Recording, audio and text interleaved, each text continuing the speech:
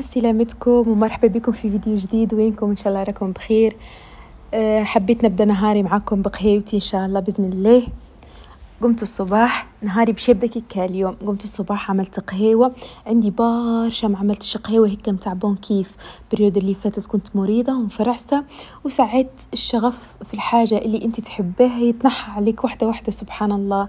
فاليوم شوي قال المصري الغزالة رايقة، يعني أنا الغزالة تخيلوا انت تي الحاسيلو.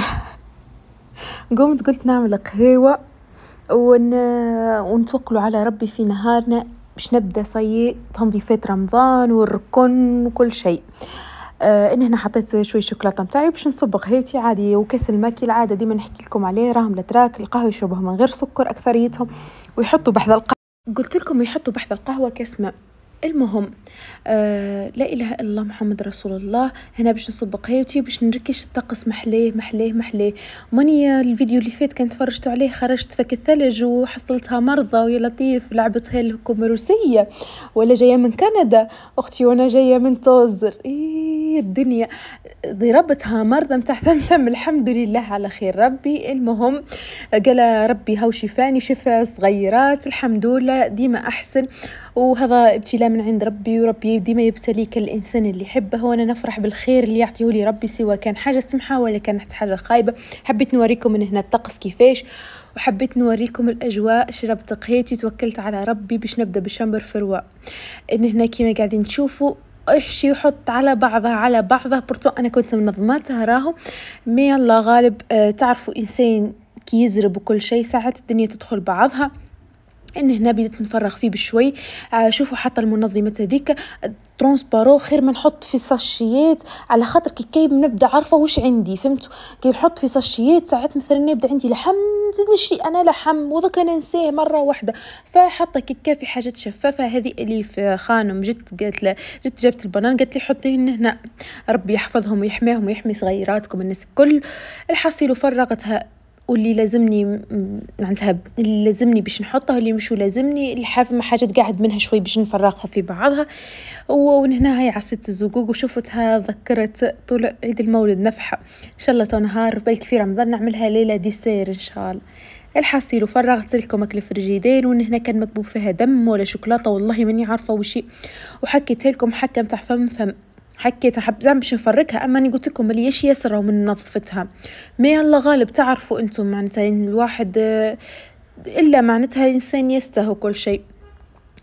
وبعدك جبت المنظف هذايا متاع الفريجيدين هذايا روعه الفريجيدارات، وتحسوا فيه كي المعقم ولا كيفاش يعقمها بالقدال الفريجيدير. زدت فشفشت عليها وباش ننظفها وباش نرجع كل حاجه في بلاصتها. انا قلت لكم الحاجه اللي قاعد منها شوي نقصها، نحاول اني معناتها نقص على روحي على خاطر باش نشي شوي لحم فنحطها.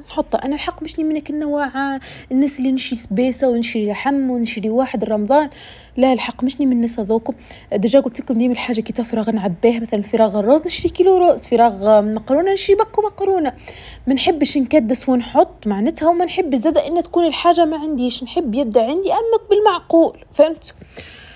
فاول مره باش نشري لحم معناتها باش نشري لحم ونحطها في الفريجيدير برشا، معناتها في العاده نشري قدر ما يكفيني كيلو نص كيلو كان طارت ونحطهم في الفريجيدير.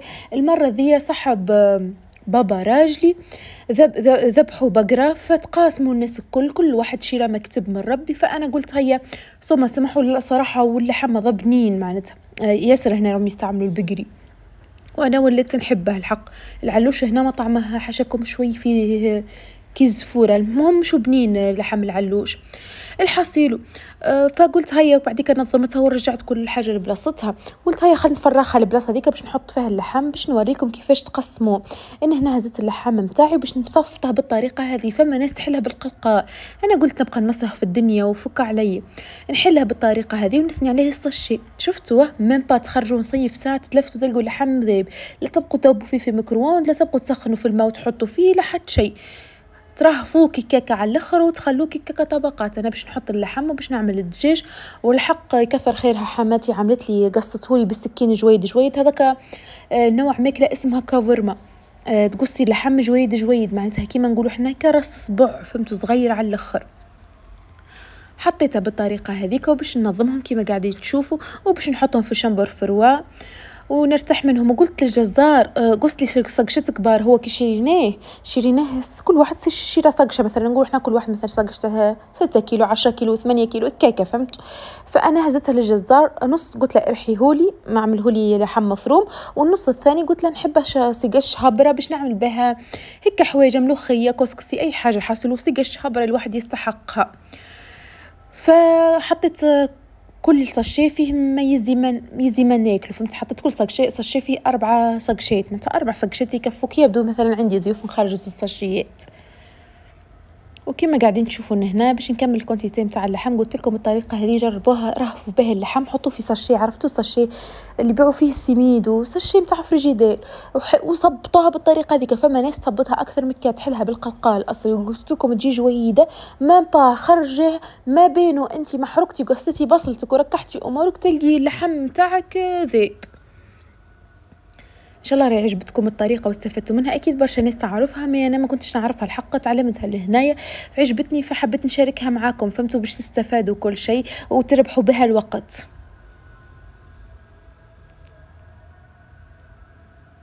قاعده نحاول اني تكون كلها في نفس المستوى باش تذوب لي كلها مع بعضها.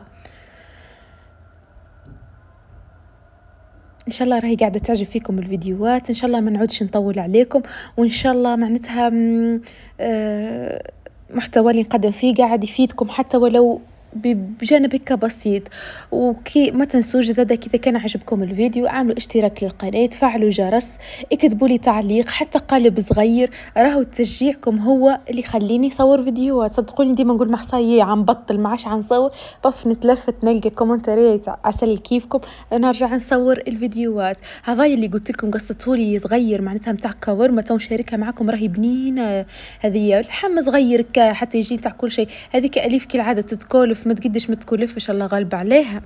هنا كيما قاعدين تشوفوا قصيتها كيكا، وحطيت كل صاشي فيه شوي، كل صاشي حاطه فيه شوي متاع لحم.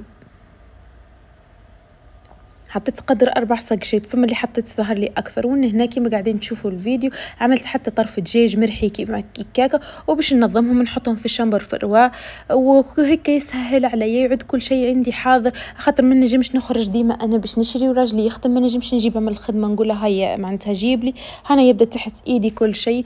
وان شاء الله قال ربي بلغنا رمضان لا فاقدين لا مفقودين. هذه الكوكوت شريتها لي صاحبتي، ربي يفضلها وربي يرزقها ويعطيها ما اتمنى كادو عيد ميلادي، ما سهلش ربي حليتها كان تو حليتها قلت خندشناها نطيبوا فيها حوايج بنينه. ربي يفرحك انت تسمعي فيا وربي يخليك ويعطيك ما تمني. صاحبتي فنانه في اختيار الهدايا، ديما تشتري لي الكادو اللي ينقصني، انا كانت نقصتني هذه وما سهلش ربي باش نشري، يا اخي هي جابتها لي، يمكن خاطر ديما نسلف من عندها في الكوكوت نتاعها، تقول لك هاي نعطيش لها كوكوت خلي تسيبني فدلك عليكم.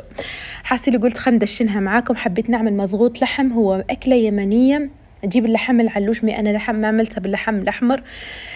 حبيت نجرب معاكم الاكله هذه. غسلت شو اسمه، كنت باش نقول لكم دودوكلي، غسلت الكوكوت نتاعي، وباش نتوكلوا على ربي ونطيبوا فيها مضغوط اللحم. انا نحبها ياسر الاكله هذه، حبيت نشارك الريسيبت معاكم. عملت زيت زيتونه كما قلت لكم، عملت زيت زيتونه وباش نحط شوي بصل، معني راس بصل وراس ثوم باش نحطهم مع بعضهم كما قاعدين تشوفوا كيكا، ونخليهم يتقلوا مليح في الزيت.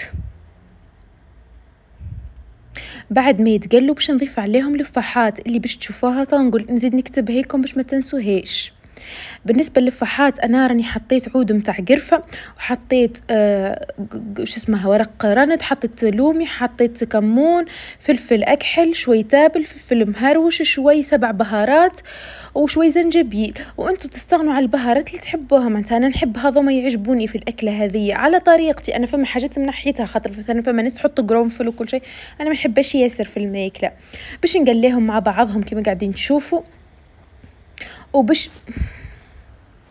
ومن بعد باش نضيف لهم قرن فلفل احمر، وباش نضيف لهم الطماطم نتاعي، باش نقلي معاهم الطماطم. قصدي ان هنا من المستحسن يكون حار الفلفل، اللي تحبوه حلو اعملوا حلو انتم اللي يريحكم. عندي طماطم مرحيه كعب، وطماطم حكه قدر ما غرفه، ما حبيتش نحمره ياسر انا، فهمتوا؟ نحطهم ونقليها. ما تنسوش تحطوا فلفل مهروش، منشني عارفه قلت لكم تو تشوفوا في الفيديو حصيل حتى كان ما قلت لكمش عليه. نقليهم مليحهم ومن بعد باش نضيف لهم هاك اللحم تاعي بعد ما غسلته بطبيعه الحال.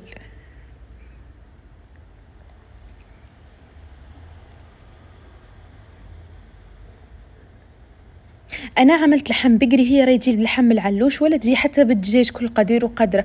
انتم اعملوا باللي تحبوا، اما جربوها راهي بنينه. انا عجبتني الحق، ما نعرفش انتم تعجبكم. انا في حياتي ما كنتش نتخيل اني تعجبني ماكله بخلاف نتاع تونس. اما الرز هذالي الرز اليمني ياسر بنين، ذقته مره في ريستورون ومن بعد وليت نقد فيه في الدار. ان هنا مرقت بالماء معناتها، وباش نخليها 35 دقيقه لين يطيب اللحم في الكوكوت. نسكر عليه يطيب في الكوكوت اللحم 35 دقيقه، ومن بعد 35 دقيقه نتفقده.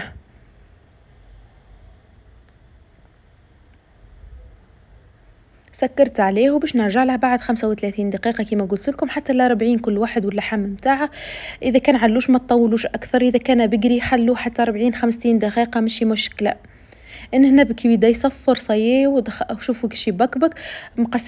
قصيت عليه الغاز بطبيعه الحال.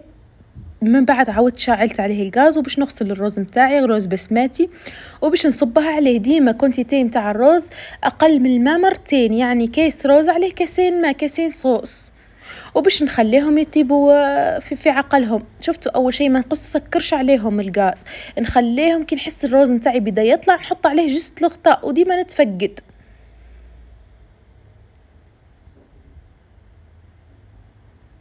اللي هنا كما قاعدين تشوفوا هذايا الرز نتاعي طاب، ما نحكي لكم مش على البنه، مازال ماشي ربيش، راهو يشرب اكثر مكه.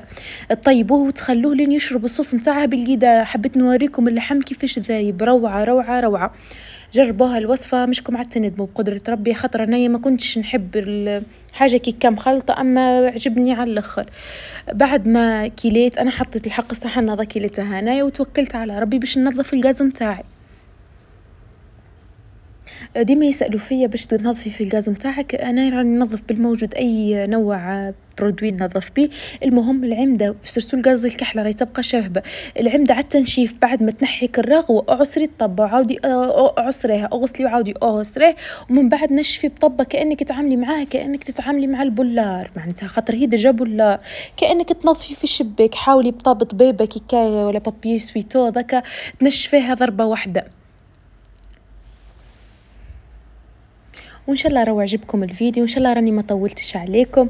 اذا كان عجبكم الفيديو كما قلت لكم ما تنسوش تفعلوا جرس، تشتركوا في القناه، وان شاء الله اشوفكم في فيديوهات جديده. وكان عندكم افكار متاع فيديوهات اكتبوا لي تحت الفيديو هذايا، اكتبوا لي افكاركم. هيك تحبوا تشوفوا روتينات متاع دار، تحبوا تشوفوا سكين كير، اي حاجه تحبوا تشوفوها انتم اكتبوا لي، وانا بقدره ربي نشجع ونصور لكم ان شاء الله. وان شاء الله نشوفكم في فيديو جديد.